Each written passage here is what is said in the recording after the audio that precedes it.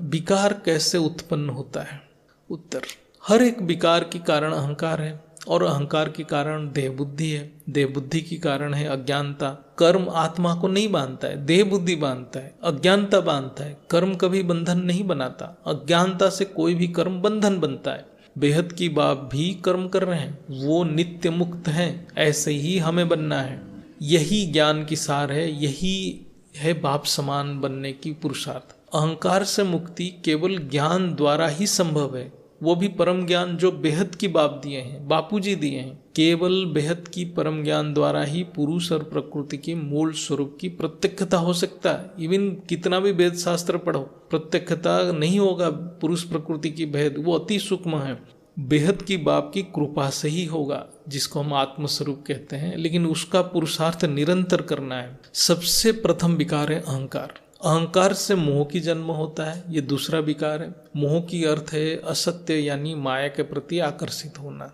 यहाँ बैलेंस रखना जरूरी है, माया को मिथ्या नहीं कहना है और आकर्षित भी नहीं होना है।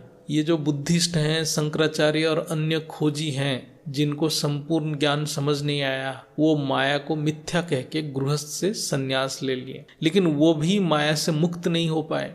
माया उतना ही वास्तविक है जितना ब्रह्म है, इसलिए माया मिथ्या नहीं है, माया परिवर्तनशील है। जब आत्मा अज्ञानता के कारण ये सोचता है आनंद बाहर से मिलता है, तत्व से मिलता है, प्रकृति से मिलता है, तब आत्मा सुख की खोज में परमपिता से विमुख हो जाता है और बाहर से सुख प्राप्त करने की प्रयास करता है। जैसे देह और देह की संबंधी से सुख की प्राप्ति की प्रयत्न मनुष्य करता रहता है, लेकिन असल में दुख मिलता है, क्योंकि सुख उसके अंदर है। जब आत्मा अनुभव करता है कि वो खुद चेतन है परमपिता के अंग से, तब वो मोह से मुक्त होता है। मोह से मुक्त होने का यही एक ही उपाय है। मोह से लोभ उत्पन्न होता है। लोभ यानी मुझे सब कुछ ज्यादा चाहिए, यही लोभ है। जैसे बेहद की आत्मा भी संकल्प करते हैं कि मुझे ज्यादा पावर चाहिए, प्रशंसा चाहिए, ये भी बेहद की आत्माओं की मोह है, क्योंकि आत्मा अज्ञानता के कारण सीमित हो गया है, लेकिन वो असल में अनंत शक्ति का मालिक है। जब अज्ञानता के कारण अनंत सत्ता से आत्मा कट ऑफ हो जाता है, अर्थात अनंत से बिछुड़ जाता है, यानी अनंत से वियोग हो जाता है, तभी लोभ उत्पन्न होता है। जब आत्मा योग द्वारा,